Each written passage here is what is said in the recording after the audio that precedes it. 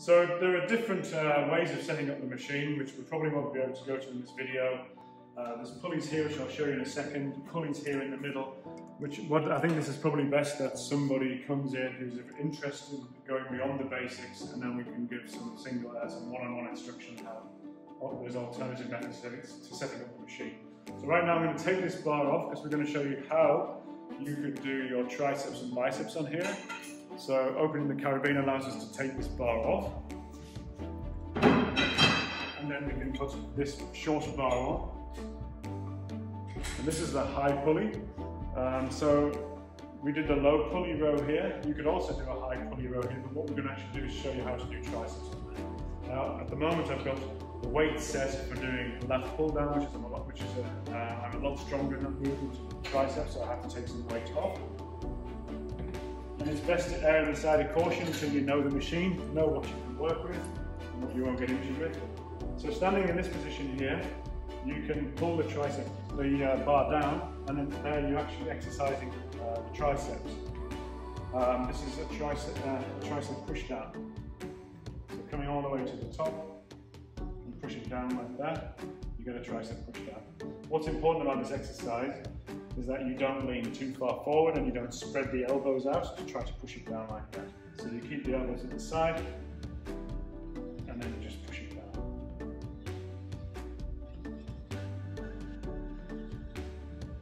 This particular movement exercises the outside of the tricep, so there's a short head of the tricep here.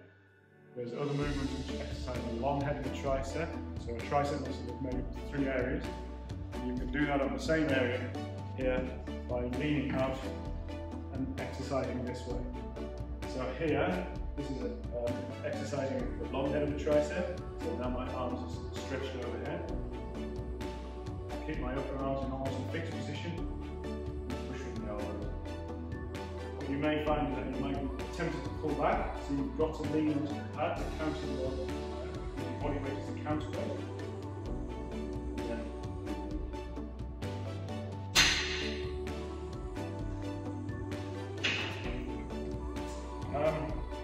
Again, there's other adjustments that we can do. There's other subtle changes that we can make on here to affect how the exercise is done, which we can do on a consultation basis. But what I'm going to do now is take this handle off, put it at the bottom. So we're going to show you now how it's possible to do biceps on here. So the particular bicep exercise is called the preacher curl. And for the preacher curl, you need the seat at an angle so it goes into your armpits. So right now there's a gap here which tells me it's not high enough. So I'm going to take it higher. And then lock it.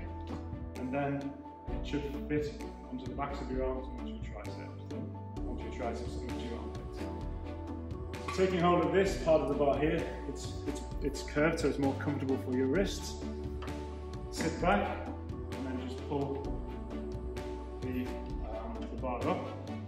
And what's really good about this is that if you do a preacher curl with the barbell, when you get to the top of the movement, there is no resistance left on the arms because gravity is no longer against you. But here, the machine is still providing resistance to your arms. So actually, a preacher curl on a cable machine is better than using a barbell.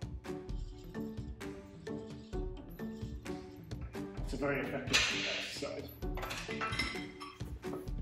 Dropping the seat down, back down again, you can do a traditional curl using the same method just by standing up and also doing a curl like that.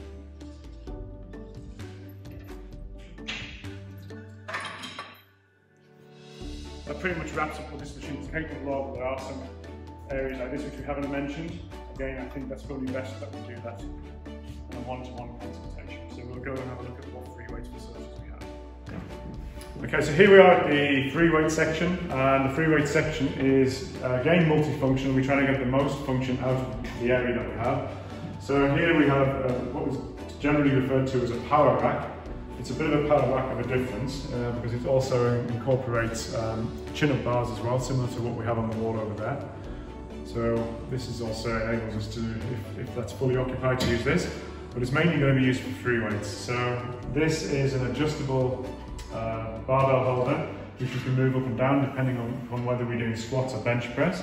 So right now this is set up for bench press, just like on the machine that we did over there when we were seated and using the machine, we can also use a barbell. So what's important is that you have the bench in a comfortable position, these set at the right height, and also these safety points here, these will carry the weight if you fail to lift the weight completely back into its stops. This is too low for me, and I'll show you why. So if I was to lift the bar off and take it down, the bar can hit my chest before it hits the safety stop. So if I'm stuck and I can't get the weight off, it can also not rest in here. So these would need to be higher.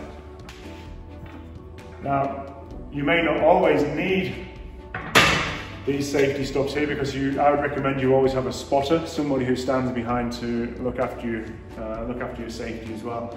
So somebody should be behind you, especially as you get to heavier weights. So if you do fail on the lift, they can assist you in getting the bar back up and safely into its holder here. Okay, so that's been used for your bench press. The bench is also capable of doing incline press, but obviously now you'd have to push the bench back a little bit and change the height of these.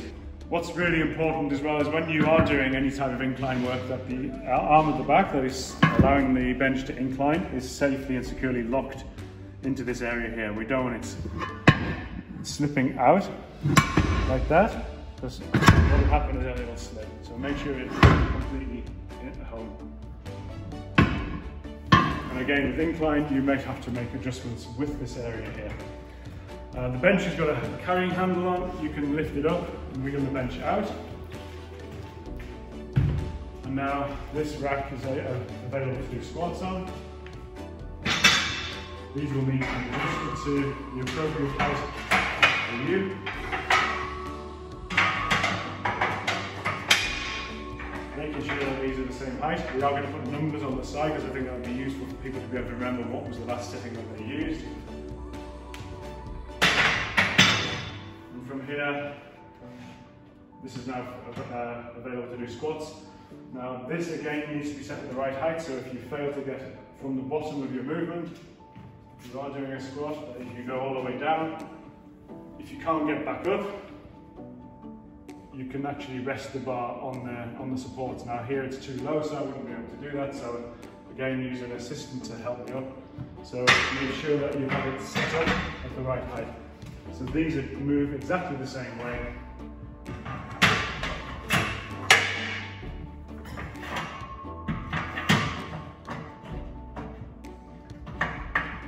It can be a bit awkward to get through. There we go. And now it's probably at the right height for squatting. So if you fail on the squat, you can put line out from underneath, and this will take the weight from you. Okay, one final thing on here as well is that it can be used for doing dips. So there's an attachment that can go on in place of these pegs here. So these can go on. This is for this side.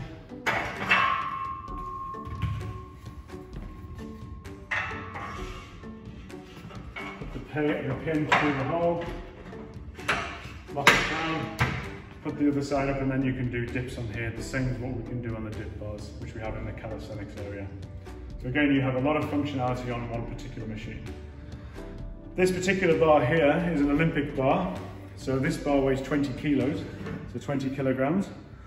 For this bar we have these weights at the side. So the weights that we have 100 kilograms of Olympic weights, which is enough for most people who are going to be using it in this gym. They are rubber mounted weights, rubber encased weights, so they are very, very protective of the floor. They're very easy to handle, give you good grip. Unlike weights that you may have seen in the gym, they're very large, so you look like you're lifting a lot of weight, but this is 20 kilos, but it looks a lot more. So yeah, we need to use these weights for this particular bar, and these weights on the floor we use for the 30mm bar, which we also have. And that's the smaller bars here. We have 2 of these bars. So these can be used with the 30mm weights.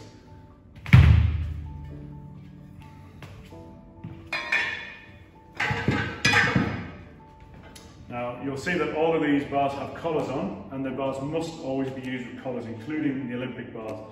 Sometimes people have a tendency not to put the collar on when they're using the Olympic bars, but they must be used. These are very, very slippy weights inside there, and they do start to move off.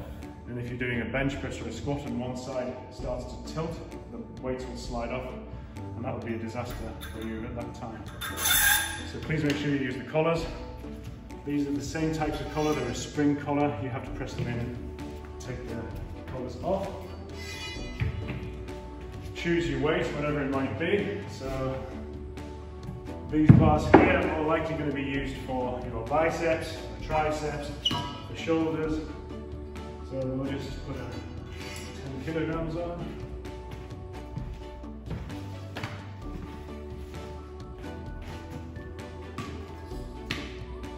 Again, we have 100 kilograms of these weights and 2 bars, so 3 people can probably lift weights at the same time. So with 200 kilograms of weights, there's enough for everybody. So this is a perfect size for doing something like a barbell curl or an overhead press, or even a tricep extension. So using these smaller weights here will free up this area for doing the bench press and the squat. So any other exercise, we should try to use these smaller bars. You need to take the collars off.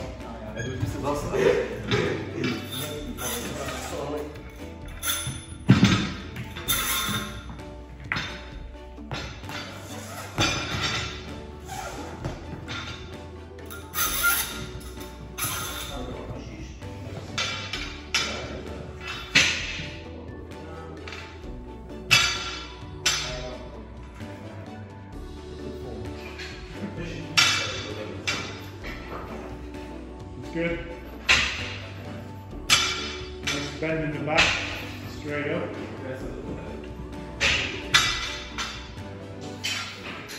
Remember to breathe.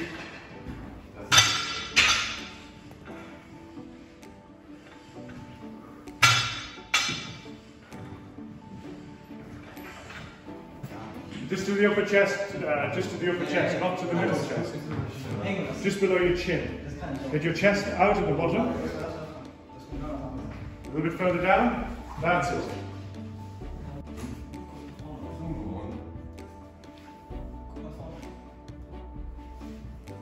Good.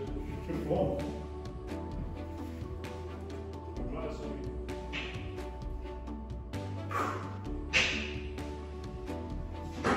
So with lighter weights, it's okay if you turn that way. Keep going forward, please. He can see himself in the mirror. He knows he can touch the safety supports at the bottom. Could you just rest the barbell momentarily? Okay. And back up. Okay, so if you just walk backwards and put it into the rack. Alright, good. Now, what I'd like you to do is to turn around and then go the other way. Right, what you've got to be careful of is making sure that the bar is in the middle of your back. A little more. Like that. So in this position here, he can't see himself in the mirror, but we're getting a mirror on the wall. Make sure the hair's looking good. All right. And let's go hands, moving hands out here. Okay, feet a little bit further apart. Okay, look. That's good. Now, what can happen here is that I would use this position if you were using, keep going more please. I'd use this position if you're using more weight, because if he fails to get up, he can rest in the air, but I can also help him up just like that under the arms. Okay? So I can just keep an eye on this like that. It's a very heavy weight, I can just put my arms a little more in. So if you're always doing these exercises with a partner, in case you get into trouble.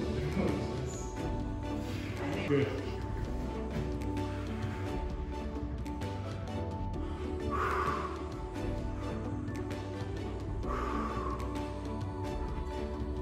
Okay. Pull this down. Step in. And then you've got all this assistance here. So if you struggle to do chins, I struggle to reach it. So now it's like having a spring on your feet. and you just go straight up. So it makes it a lot easier. Well,